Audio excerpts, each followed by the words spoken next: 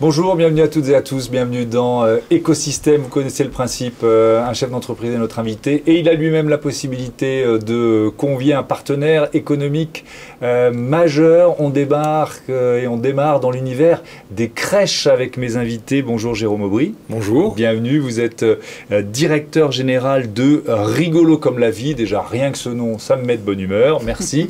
Et vous êtes venu accompagné de Rosa Mascaro. Bonjour. Bonjour. Bienvenue, vous êtes pédopsychiatre, médecin, directrice de l'espace Lebovici au sein de la Sauvegarde du Nord. C'est quoi la Sauvegarde du Nord? Alors, la Sauvegarde du Nord, c'est une association qui emploie 1500 salariés, 470 bénévoles et qui accueille, accompagne des personnes en difficulté sociale, familiale, scolaire depuis 1957. Il y a 43 000 personnes qui sont accueillies et accompagnées par la Sauvegarde. D'accord. Et on va comprendre que vous avez mené ensemble un projet de crèche vraiment original et intéressant. Peut-être présentez-nous pour commencer l'entreprise en quelques mots. Rigolo comme la vie, c'est quoi? C'est combien de crèches aujourd'hui par exemple? C'est 40 crèches, oui. Principalement dans les Hauts-de-France. C'est environ 400 collaborateurs et à peu près 2800 enfants accueillis tous les jours. Donc votre métier, c'est quoi? C'est de trouver les lieux, d'aménager des crèches, de leur donner évidemment de la vie, mais un concept, une idée? Notre métier a 3 dimensions. La première, elle est résolument sur la sécurité sanitaire des enfants, donc ça c'est un point important. La deuxième, c'est le bien grandir avec des projets pédagogiques et des projets éducatifs. Et la troisième, elle est un petit peu dans la gestion. Donc en effet, dans le cadre de cette gestion, on aménage des crèches avec des concepts parfaitement adaptés à l'accueil des petits-enfants et on la gère au quotidien. Ouais. Mais une crèche ne ressemble pas forcément à une autre. Il y a des aménagements, des concepts, peut-être même des philosophies un peu différentes d'une crèche à l'autre. C'est possible ça? Oui, tout à fait. Moi, j'ai un adage qui est pensons global et agissons local. Et donc on peut absolument avoir un projet global que l'on partage, un projet pédagogique, mais on s'adapte à la localité. Donc par exemple, on a des crèches qui sont dans des EHPAD et qui sont intergénérationnelles. On a des crèches inclusives avec des enfants polyhandicapés. On a des crèches de mixité sociale avec des personnes très différentes. Donc en effet, on a ces deux dimensions, pensons global et agissons local. Oui. Et alors là, donc avec le docteur Mascaro, pourquoi vous vouliez mettre en avant cette crèche en particulier? Parce que c'est l'incarnation du « et ». Vous savez, on a l'habitude souvent de parler du « ou » et d'exclure. Le ou exclut, oui. Le « et » inclut. À partir d'une rencontre humaine, au départ, on se rencontre entre personnes. On s'est dit, mais comment on peut, avec des compétences qui sont très différentes, mais très complémentaires, comment on peut créer un espace où ces complémentarités viennent s'enrichir mutuellement. Ouais. Et c'est vraiment dans cette... Donc c'est l'accueil et le soin. Absolument. C'est ce qu'on trouve dans cette crèche.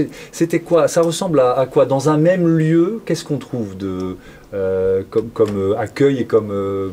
services différents. En fait, on retrouve un accueil en crèche classique, c'est-à-dire le fait que ces enfants vont avoir des réponses à leurs besoins de manière quotidienne et continue, parce que ça c'est très important en petite enfance, et en même temps des soins autour de groupes thérapeutiques avec les parents, de visites à domicile. On les aide dans les actes de la vie quotidienne à répondre aux besoins de leurs enfants. Mais alors ces enfants qui ont besoin de soins, oui. Pourquoi ils ont besoin de soins? Ils ont besoin de soins parce que, par rapport à ce que Jérôme a dit, on peut dire aussi que ce projet est né de l'expérience de terrain, puisque l'espace Lebovici, là, que je dirige, regroupe plusieurs structures qui sont dédiées à la prévention et soins précoces des enfants de 0 à 8 ans et l'accompagnement des familles, et que nous avons rencontré beaucoup d'enfants qui grandissaient dans des contextes de négligence.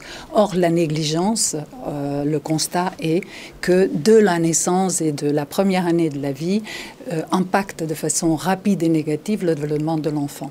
Donc ce sont des parents qui ne sont pas forcément armés ou pour, prêts à oui, s'occuper de leurs enfants, ils ne savent pas répondre aux besoins. Or, ils peuvent progresser mais ça leur prend du temps de progresser. Alors qu'un enfant, il ne peut pas attendre. Un enfant, pour se développer, il faut qu'on réponde à ses besoins. Donc vous accompagnez les enfants, mais aussi les parents bien sûr. Les parents et les interactions. En fait, l'enfant se construit en interaction avec ses parents, donc nos actions sont orientées vers le développement de l'enfant, les interactions avec les parents et avec les partenaires et la parentalité, c'est-à-dire les soutenir dans cette capacité à répondre dès le début de la vie aux besoins de l'enfant. Vous parlez, je crois, d'enfants à risque, c'est le terme que vous employez. Il y a dans cette crèche des enfants à risque et des enfants de famille où tout va bien. Du quartier, où tout va bien. Et vous voulez ce mélange, cette mixité? Nous voulons cette mixité. Peut-être que Jérôme peut répondre à ça parce qu'il a de l'expérience dans ce domaine. Pourquoi c'est important? Parce que le petit enfant, il est fédérateur. C'est-à-dire que tout le monde est d'accord devant. Quand on regarde un bébé, on est tous d'accord. Oui. Et à ce titre-là, ça permet vraiment, et par l'expérience qu'on a, parce qu'on a un socle d'origine dans le groupe ID Kids à Roubaix. Donc le groupe ID Kids qui est la maison mère, on va dire, de Rigolo comme la vie. Voilà, d'accord, exactement. Dont l'origine et le siège sont à Roubaix. Oui. Et donc dès le départ, on a voulu cette mixité, c'est-à-dire la rencontre d'enfants de nos collaborateurs, d'ID Kids, avec la rencontre d'enfants de Roubaix. Et donc déjà, on inscrit une mixité qui permet d'être inclusive et d'avoir des échanges super constructifs, et donc d'intégration, et donc de quelque chose qui est vraiment positif. Mais elle vient d'ouvrir, cette crèche, c'est ça? C'était au mois de mars, donc c'est peut-être un peu tôt pour faire le bilan, mais quel retour vous avez des premières semaines?